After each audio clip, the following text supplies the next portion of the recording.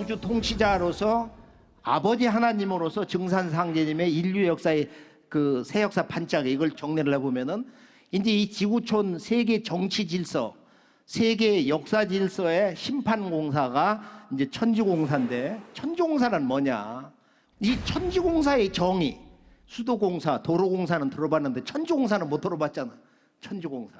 물론 그 공자가 다르지만은, 그러니까 이 천지와 함께 인간과 신명 세계를 공도로서 바로 세우는 일이다. 바로 만물, 인간과 신명, 만물의 생명의 근원인 천지 부모와 함께 인간과 신명의 새 역사 질서, 그 이정표를 공도적으로 짜는 상제님의 도업, 그것이 이제 이 천지공사인데요. 천지공사는 이제 여러 말씀을 하셨는데, 나의 일은 천지를 개벽하면 천지공사다. 이제 하늘도 뜯어고치고 땅도 뜯어고쳐 물 셀 틈 없이 도수, 천지와 인간 신명, 천계, 지계, 인계, 신명계의 새판, 새 질서를 짜는 거야. 새로운 질서를 짜시는 일이 천지공사인데, 이 천지공사의 근본 틀이 이신사 논법으로 이 자연의 이법과 신도, 이것을 바로 세워가지고 이걸 근본으로 해서 인사, 이 사라는 것은 크게 보면 역사, 히스토리인데, 이 이신사의 기본 틀에서, 즉 상제님 말씀이 천하의 모든 사물은 하늘의 명이 있으므로 신도에서 신명이 먼저 짓는다. 이 세상에 일어날 일은 하늘에서 먼저 그 신명들이 조직화돼 가지고 그런 일을 모사를 해 가지고 이렇게 전개된다는 거예요. 그래, 예전에는 제갈로모의 한탄한 사건이 있잖아요. 아, 모사는 죄인하고 성사 제천이구나. 상제님이 이걸 뒤집어 놓으신 거야. 내가 이제 이 세상에 왔기 때문에 모사는 제천하고 성사 죄인이니라. 이것을 영어로 보면 heaven devices.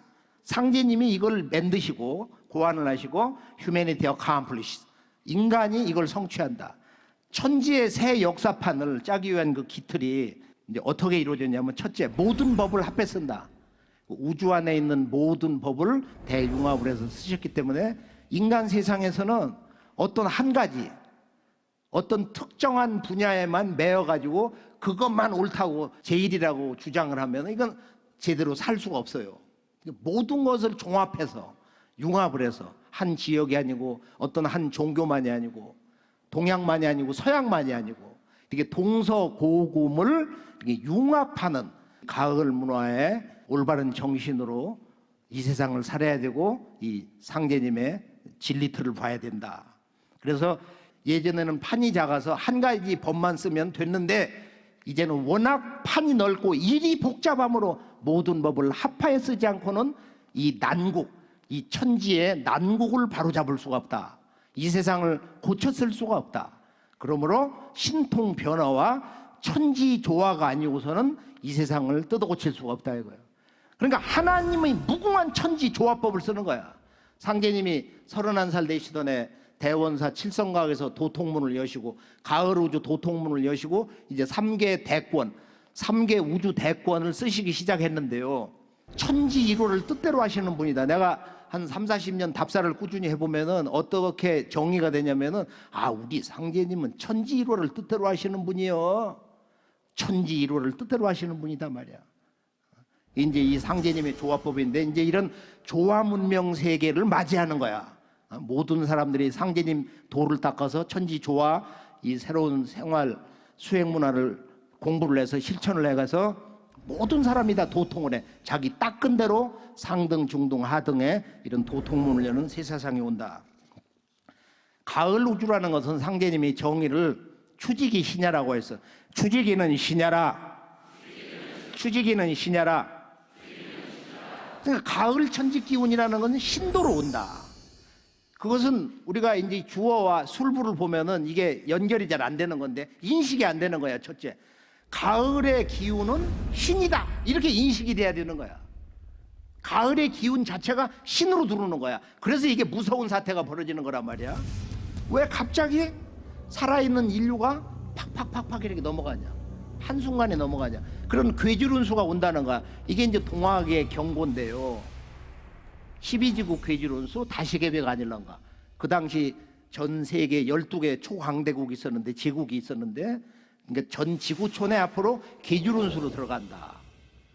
이것을 우주론, 이 개벽 언어, 개벽 우주론 시각에서 볼 때 이게 깨진다. 그 말씀. 가을 우주, 가을의 문명, 가을의 인간의 삶, 가을의 인간의 신법 세계, 가을의 깨달음.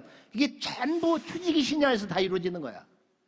상제님은 이 신도를 바로잡아서 만고의 원을 끌고 상생의 도로서 선경의 운수를 열고 조화정부를 세워 천상 우주 통일 정부 조화정부를 세워서 여기서 이제 세상을 고쳐 나간다.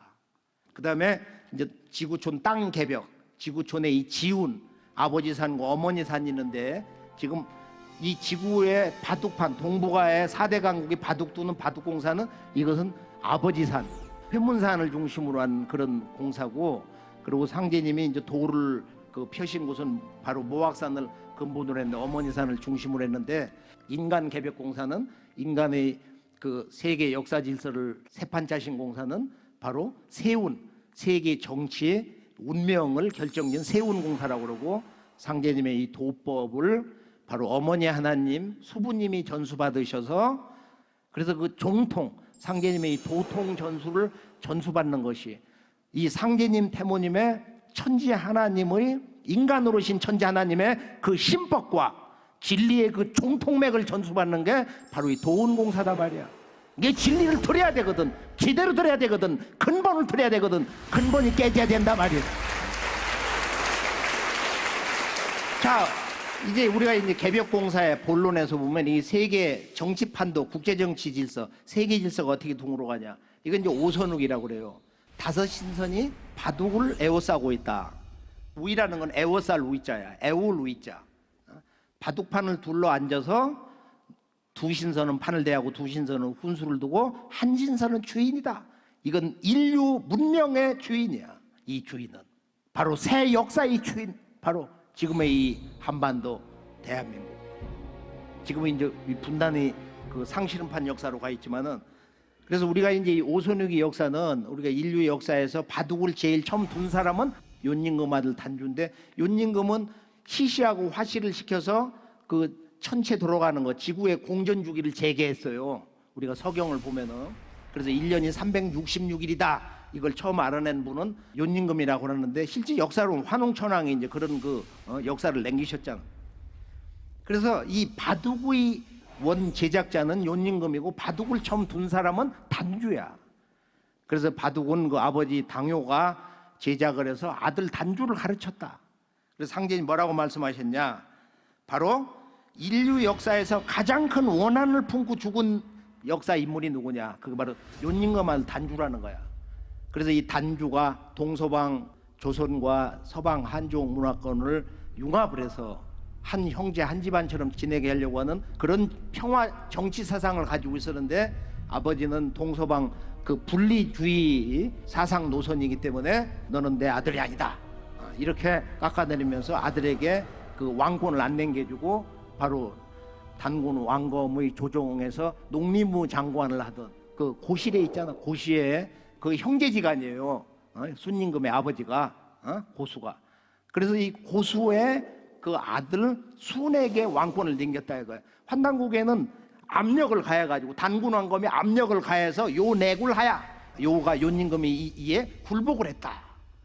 그런 그 어려운 그 역사 그 상황이 있어요. 보면은 그렇게 해서 인류 역사에서 어둠 속에 사라져버린 4천여 년의 원한을 맺고 죽은 비운의 왕자 단주. 그래서 상제님이 이 세계를 평화의 세계로, 동북아의 이 평화가 전 지구촌 인류의 구원과 영원한 역사의 안정, 평화, 조화에 직결되기 때문에 상제님이 내가 단주를 바로 이 지구 통치의 제왕으로 삼아서 천상, 바로 그 하나님의 별자리 북녘 칠성에 있는 잠의원에 앉혀서 이 세계 바둑을 주장하게 한다. 단주가 지금 천상에 있잖아. 보면 상제님 명으로 이 세계 정치를 통치하고 있단 말이야. 그래서 이제 이것이 개벽 오기 전까지 지구촌 역사 바둑인데요. 이제 원한의 역사의 뿌리 단주, 당요의 아들 단주가 품은 깊은 그의 원한을 풀면은 그로부터 수천 년 동안 쌓여 내려온 모든 원한의 마디와 고가 풀릴지니라. 이게 단주 한 사람의 그 역사의 깊은 원한 갈등, 동서방족의 그 오랜 전쟁의 역사, 그 불덩어리, 그 근원을 바로 세우면은 지구촌 인류의 원한이 함께 이렇게 풀려나간다. 이것이 이제 동북아의 바로 역사 질서, 새 역사 질서를 만들어 나가는 1, 2차, 3차 세계대전의 이제 역사 과정인데요. 정리해서 결론을 한번 도출을 해보면은 현아대세를 내가 오손흙이 바둑판으로 잡아 돌린다. 이 바둑을 마치고 나면은 판과 바둑은 주인에게 돌린다. 내 도수는 바둑판과 같으니라. 자, 이것이 3번 이루어지는 거야. 삼변성돈이라. 봄에 씨 뿌리고 여름에 길러서 가을에 열매를 맺잖아. 천지 이법에 의해서 상제님이 천지공사의 세계 정치판도의 새 역사 질서, 그 운수 정하시는 그 세운 공사가 삼변성도로 돼 있다. 이것을 크게 보면 애기판과 총각판이 지난 뒤에 이 남북 상신음판으로 판을 마친다. 선천 우주 역사가 끝난다. 근데 여기 보면 전체 대세는 당시 이제 서양 열강 제국주의가 몰려와 가지고 아프리카, 그다음에 이 태평양 섬나라라든지 동북아까지, 중국은 아편 전쟁으로 다 무너지고 병들어 버리고 그 마지막 최후의 여정이 바로 한반도였단 말이에요. 그래서 한반도에 그런 10여 제국이 이렇게 몰려오면서 조선이 이제 멸망당하는데 상제님이 이때 일본에게 천하 통일지기를 붙여주어서 일본의 그 역사에 아주 야망이 있어 수백 년 동안 조선을 먹어치우고서 저 만주, 중국까지를 한번 넘본다. 그래서 그 내가 이 욕심을 채워주고 서양 제국을 몰아내는 그런 역할을 맺겠단 말이야. 그러나 한 가지 못 줄 것이 있나니 그건 어지린 자다. 이 도덕률. 그러니까 도덕률에 의해서 그 새 역사의 문을 여는 승리자가 되느냐 패망자가 되느냐. 그래서 상제님이 크게 보면은 이 말씀이 아주 재밌어요. 일본은 동양 머슴이요 미국은 서양 머슴이니라. 이건 아직 도전에 실천을 못했는데 뭐 자세히는 뭐 깔딱살이 머슴이요, 뭐 미국은 중머슴이고 중국은 상머슴이라. 이건 이제 하나님만이 하실 수 있는 말씀이야. 상제님은 지구촌 강대국을 당신님의 머슴으로 보시는 거야. 일꾼으로, 일꾼 머슴으로 이제 보셨어요. 일본은 동양의 내 머슴이고 미국 저 녀석들은 나의 서양의 머슴이다. 얼마나 멋지냐 말이요. 이 말씀이.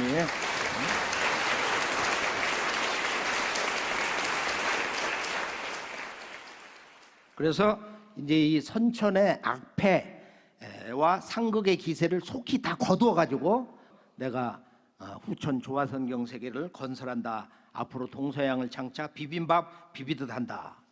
자, 내가 동양의 모든 조선 신명을 서양으로 건너보내서 대전쟁을 일으킨다. 그래서 1, 2차 세계대전이 일어나면서 서양의 히틀러라든지 독재자의 그 제국의 전쟁이 소용돌이 치면서 일본에게 한 가지 못 줄 것이 있나니 어지린 자다. 그래서 자기 스승을 지배하려고 하고 먹어치우려고 하고 영원히 지배하려고 하기 때문에 이건 신도에서 신명계에서 허락을 하지 않아. 천상조화정부에서 천지신명이 분노를 해가지고 거기다 핵폭탄을 떨어뜨린 거야. 미국의 국민들이 들고 일어나가지고 최종적으로는 이제 대통령 결재를 해서 바로 일본 나가사키 히로시마 해가지고 앞으로 장광 80리에 불바다가 일어난다. 그 장광이라는 게 그 두 도시 약자를 딴 거예요, 한자로. 그래서 상제님이 도덕률 역사 심판으로 일본이 이제 패망당에 들어가고 앞으로 이제 미국이 들어온다. 이게 이제 서울 그 시청 앞 광장에서 눈 내리는 날 공사를 보신 것인데 도전해 보면 5편 336장이야. 그 내용 가운데 중간에 보면은 상제님이 중앙에 앉으셔가지고 지구촌 인간 시종자를 줄이는 우주 개벽대장 바로 박봉우 성도에게 공우야, 소시 쌀을 쫓느냐, 이 솥이 말이야, 쌀이 솥을 따르느냐. 그러니까 쌀이 밥을 하려면 쌀을 솥단지다 넣잖아. 쌀이 솥을 따르죠. 네 말이 옳다. 쌀은 미국이다. 옛날에는 원래 쌀 밑자를 써서 지금은 아름다운 밑자를 쓰지. 쌀은 미국이고 솥은 조선이니 바로 앞으로 미국이 간태합덕 도수에 의해서 조선 문명에 들어온단 말이야. 본래는 카스라 테프트 조약에서 일본의 대표자하고 이제 밀약을 했잖아요. 윌리엄 테프트하고 말이야. 카츠라 다로하고 둘이 만나가지고 너들이 조선 대한제국을 먹어치우고 대신 필리핀은 우리 미국이 말이야 통치 경영할 테니까 간섭을 하지 말아라. 그렇게 하자. 그렇게 해서 우리나라가 일본 제국의 먹이가 돼버렸단 말이야. 바로 이승만 대통령이 한미 동맹을 13년 전쟁하고 나서 우리나라가 살려면은 한미 동맹을 체결해 놔야 된다. 자, 그렇게 해서 일본이 들어가고 이제 한미 동맹, 일본을 내몰고 들어오는 해방군으로서 이 미국이 이렇게 조선에 들어올 것을 보천교 600만 신도들이 1920년대에 그 전부터 이미 상제님 신앙인들이 그런 믿음을 가지고 있었다. 그리고 엄청난 사건 아니 이거 최근 이제 국제정치 학술회에서도 이제 발표되고 있었는데, 자 이제 상실음판 미군이 들어오면서 북한에 소련이 들어오고 이것이 이제 이 남북 지구촌 문명의 원주인이 나라가 분단이 되면서 이 가을 우주 개벽의 새 역사 문을 열어나가기 시작하는 거예요. 이게 이제 상실음판이고 나의 이런 상실음 실음판과 같다. 이게 이제 세계 상실음판이야. 상실음은 세계 상실음이다. 상실음으로 종호간이니라. 이 남북의 주인끼리의 최후의 한판 승부가 바로 종호간, 시어간 종호간인데, 동북 간방에서 인류 창세 역사가 일어나고 그리고 선천의 마지막 마무리 역사도 이 간에서 끝난다. 시작도 끝도 여기서 일어난다는 거야. 그래서 상제님이 동방에 인간 몸으로 강세를 하시는 것이다. 자, 그러면 이제 종호간, 상실음으로 종호간이다. 도전해 보면 상제님이 이제 그 공사가 나와 있잖아요. 천주공사편에. 앞으로 전쟁이 있겠느냐 없겠느냐. 성도들이 전쟁이 있겠습니다. 앞으로 최후 전쟁이 없겠습니다 하는데 결론은 천지개벽 시대 어찌 전쟁이 없으리요. 어찌 전쟁이 없겠냐. 지금 남북 보면 맨날 전쟁한다는 소리를 하잖아. 군사훈련하면서 말이에요. 앞으로 천지 전쟁이 있느니라. 근데 이 언어를 번역하기가 어려워서 우리 연구소에 있는 원어민이나 각 언어권에 있는 전문가들이 천지 전쟁이 뭡니까? 하늘 땅이 싸운다는 전쟁입니까? 하늘 땅이 어떻게 전쟁을 하나? 이게 전쟁을 하다 보니까 천지의 질서가 바뀌는 거야. 그 전쟁, 실제적인 마지막 그 최후의 역사 전쟁에서 천지 질서가 뒤집어지더라. 우주의 질서가 전환을 하더라. 즉 개벽이 일어나더라. 그러니까 개벽을 불러오는 마지막 역사 전쟁, 또는 개벽으로서만 승부가 나는 마지막 최후의 역사 전쟁. 이것은 상제님의 개벽 진리 코드가 우리가 청소 올리고 이 태을주 이런 여러 주문을 읽으면서 그 기운을 받다 보면은 진리의 그 순수 감성이 마음에서 작동이 되기 시작하면은 천지 전쟁이 뭔가를 정의를 할 수가 있어요. 상제님, 태모님의 그 진리 의식에 부합이 되는 그런 진리 정의를 할 수 있는 것입니다.